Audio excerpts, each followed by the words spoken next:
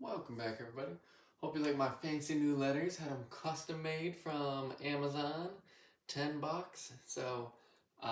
Today we are doing another board game tier list. This one is about the War of the Ring dice that you can use. Um, Essentially, you start the game out with, if you were the Shadow, you would start out with a bunch of, or 7 of these dice. And then if you were the Free People, you'd start out with 4 of these dice.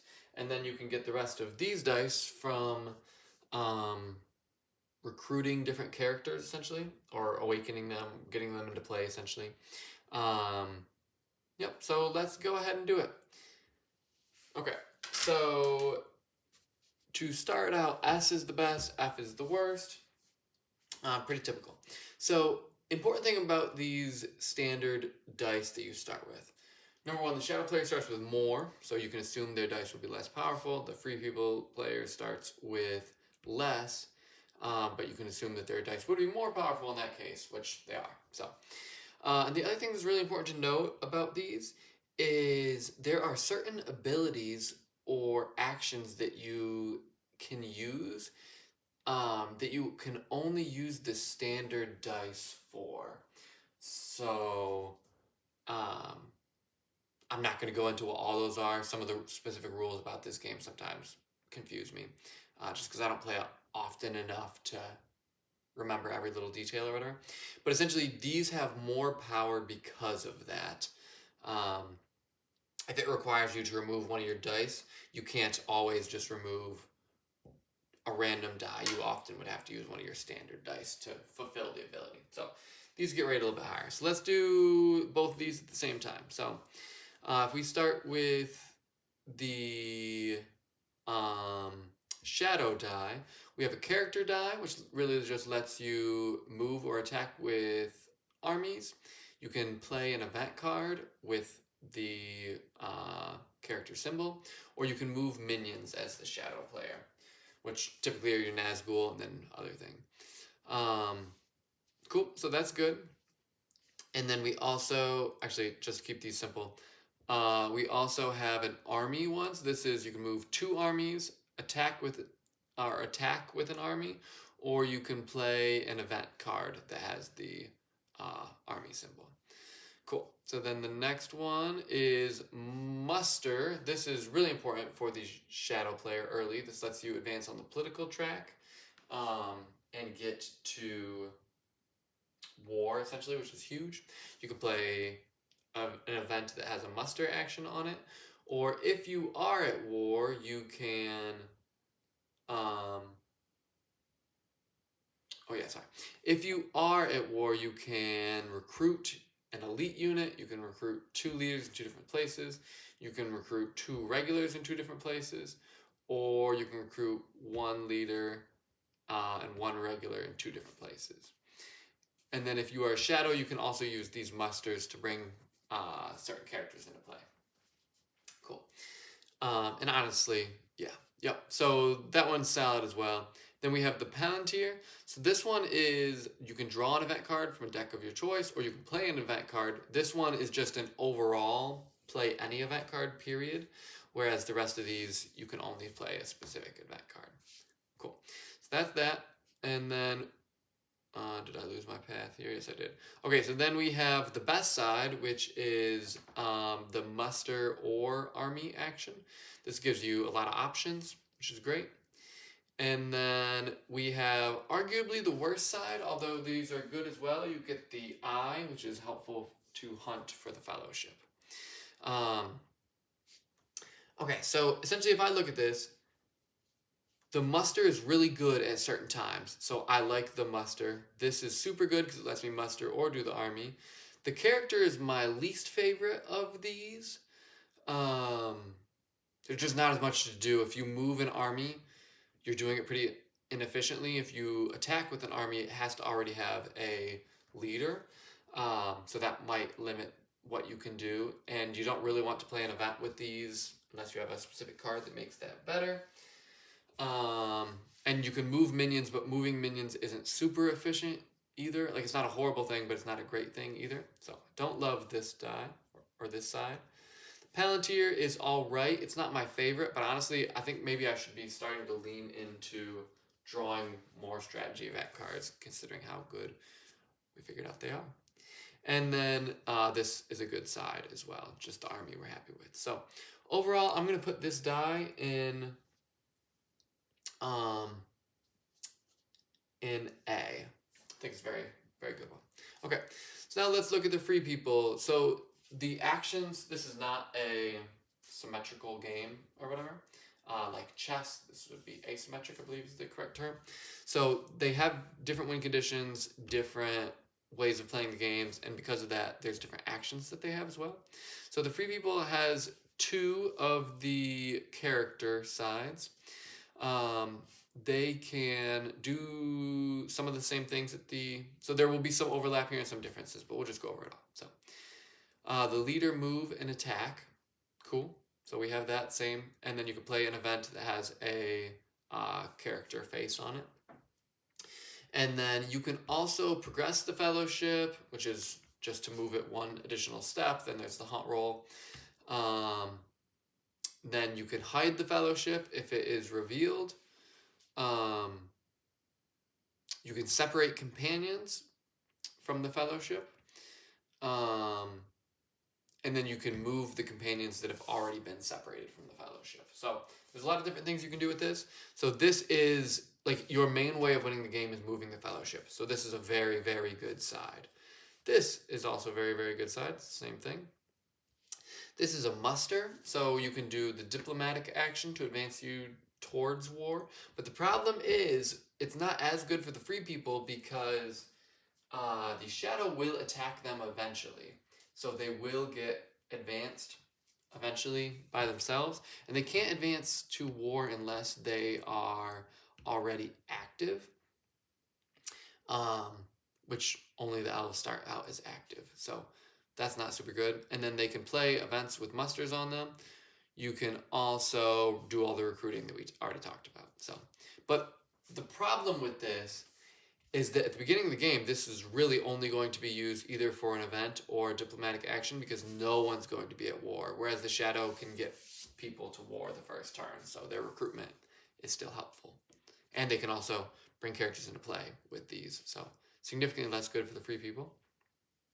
They also have the Palantir, which just lets you play any event or draw. They also have a Will of the West. So Will of the West is really, really important. Yeah, so you can essentially change it to any other side and then resolve it. Or you can use Will of the West to bring in Gandalf or Aragorn.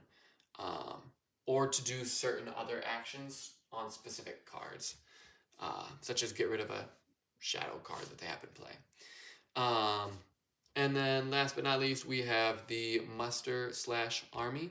So this one is not as good, in my opinion, for the free people, because a lot of the stuff they're trying to do is not actually mustering and moving troops around. But it still gives you a lot of options, so I'm not going to say that's a bad side. But honestly, I'm going to say that this die is S tier, because essentially what you want to do is be moving the ring. So you have 1, 2, 3 ways of moving the ring on this die. And then your other one, the Palantir, is probably going to be helpful because you probably have a character event you can play, which will help you do ring-related stuff. And then these 2 aren't amazing, but I like those odds, essentially. So that one's going to be S tier. All right, so now we have a lot of the basics down, so going through these shouldn't take as long. These are the ones from Lords of Middle-earth. So there's a few rules we should talk about with these. These dice, and I don't think this one, and, well, I guess it's the same logic. These 2 dice, if you have them in play, you can only resolve one of them. So let's say this is the Balrog's die, and this is Gothmog's die. Let's say we recruited both those characters, we rolled them at the beginning, and then we decide one of these dice we want to use. In this case, it's hilarious because they're the exact same, but then we would remove the other one. The other thing that's important to mention about these is if they have this star symbol next to them, which I believe both of them have 2 stars, or stars on 2 of the different sides. If you resolve this and the Witch King is in play, the die gets removed at the end of the round. But then you could, I guess, recruit Gothmog. Actually, I think, no, I don't think that works super well. So, they are dice that don't help you the entire game. It's important to note. This one you can theoretically start using from the beginning of the game if you use a specific version of Gandalf. And then these two belong to Elrond and Galadriel. And they have the same thing. They have these stars as well. And if my memory is that if Gandalf is in play, when you use these dice, they get removed. Then obviously if Gandalf's not in play, you can keep using them. But these theoretically won't last the entire game either. And it's the same thing, even if I had all three characters in play and I rolled all three, I would choose one of these dice to be able to keep, and then I would remove the other, the rest from play. So that's pretty much how these work, but now let's get into the specifics. So let's start with the Balrog. The Balrog gets recruited. He's super easy to recruit, which is awesome. But he starts out as inactive, but he does some really good stuff for you from the beginning of the game. So this is what you need to make him active. There's two sides here. And if you get these sides, the first time you would activate him, and then after that, sorry, I'm just looking for you can use the Balrog, so you can either move an army with the Balrog, move the Balrog by himself, or attack with the Balrog. So, two of those sides, they're interesting. I give them credit for being interesting. We also have an eye, which is honestly a fine symbol. If you get an extra eye from a die, I don't mind that if it doesn't get removed. If it does get removed, that kind of stinks. You also have a character with a star. This can let you do the same exact stuff that a normal character die would do, so that's solid. And then you have this symbol, which is a card draw. You can draw from the event deck of your choice, which is honestly pretty good. A lot of the Palantirs I end up wanting to draw cards with. So I don't mind that.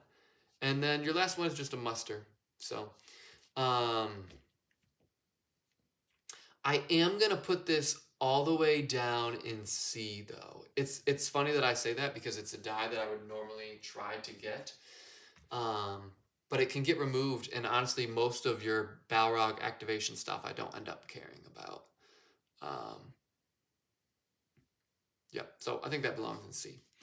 And then for Gothmog, this is the one that I literally never get because I always want the Witch King in play, and they never try to starve me or prevent me from getting the Witch King in play. So,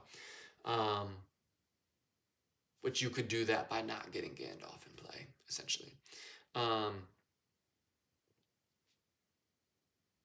Or at least that's part of my memory. I think there's two versions of the Witch King that you can get now. I don't remember what the specific requirements of the other one is, but regardless, let's talk about this die. So we got muster, card draw, the eye that gets removed, and then wow, another muster. Holy smoke! So this one has two musters on it. Okay, so musters, and we have an army with the remove icon, and then we have another army without the remove icon. Wow, so Gothmog is a big fan of army-related stuff.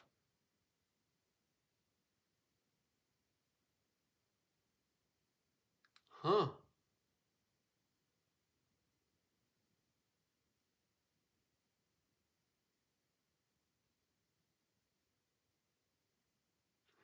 Honestly, this character does not suck nearly as much as I do. This is good. This is good.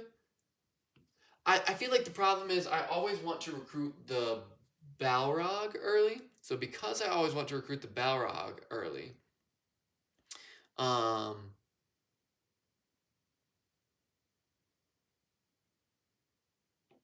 I end up not wanting to get this because I essentially would be rolling two dice, and that's just not as efficient.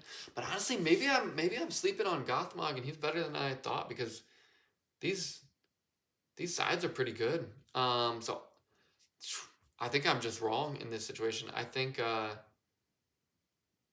yeah, I'm gonna put Gothmog's die, which I'll just put on this side. I think I'm gonna put this in B. That's solid.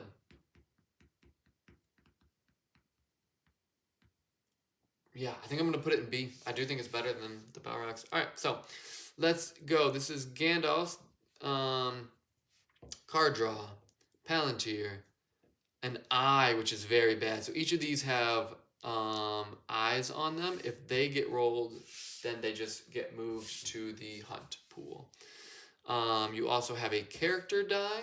This one doesn't have anything that makes it get removed. You also have an army die, or army side, and then you have a muster. So this one is very, very similar to your basic version. I'm trying to see here if we're missing anything. Essentially, the two differences is you have one less character die. Instead, it's replaced with the card draw, and you have not the Will of the West, you have the eye. So it's a significant nerf, I guess. But let's go ahead.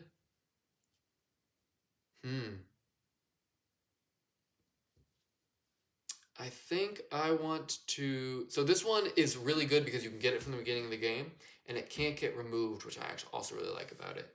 So even though it has some stuff that's a little bit not as good as the other stuff, I think I'm still going to put this one in A because it can never get removed, theoretically, which I think is great. So now let's do, I believe this is Galadriel's. So she has card draw, Palantir, muster, and then a character die that would get removed.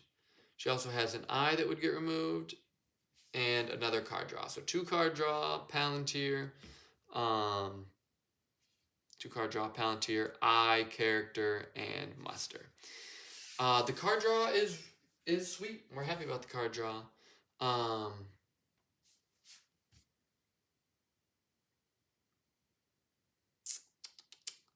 Let's see. For now, let's put this one in B, I think. Sorry, so just to be super clear, I'm not rating the characters that coincide with these. I'm rating just the dice, theoretically. And how early you could theoretically get them, I guess. So this is Elrond's. He's got 2 draws, a army that would get removed, an eye that would get removed, a muster, and a Palantir. So that's pretty similar to this. Let me see what the differences are. Okay. Literally, the only difference is that you get the army instead of the character. But I actually like the character more. So it's like the smallest nerf in the world, but this is going to go to C. Yeah, so we'll do that. All right, now we have the 2 faction dice, which let me flip this thing over. All right, so the factions, as soon as you get your first faction to play, you get one of these dice. So they are different for each team, or honestly, maybe they're actually pretty similar, but they're, yeah, okay. So I guess we'll just start with the Shadow, or let's start with the Free People one. Okay, so you have this one, which is Recruit Faction. You can either add a figure to one faction, or you can bring a faction into play. Sweet. Then we also have, I'm trying to go the most simple one. This is play or draw a faction event. Yeah, do not love that side, but it could be good. It just happens not to be most of the time for me. Or this is recruit or play a faction event. So you can so this is just both of those 2 combined. Or I guess you can't draw, but it's still better in my opinion. Let's see, where is the next side? Okay, this one is either recruit or draw a faction event.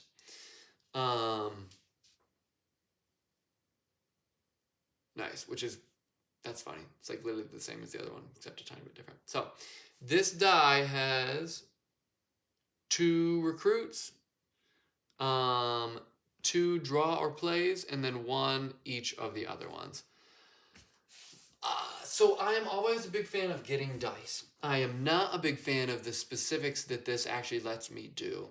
Really, if I'm playing the Free People, I probably want to get the Ents into play, and once I have the Ents into play, I want to be recruiting with them every single turn. So if I happen to get one of these draw and play, or draw or play cards, or draw or play sides, I'm not happy. The other sides I'm probably decently happy with, but it's a slow burn. You go so slowly. then I'm going to be such a jerk that I'm going to put this one all the way down in C. I guess I feel like the things on the other dice are just way more helpful. Yeah, these ones just don't feel huge. Okay, so then this one, we have the recruit. We have the draw or play faction event. See, if this was just draw or play event, that would be so good. But the faction events, often you don't have ones that you actually want to use. You also have the recruit or play. And then somewhere over here, you have the draw or recruit. And then you have the, where are you? This one. This is the wild.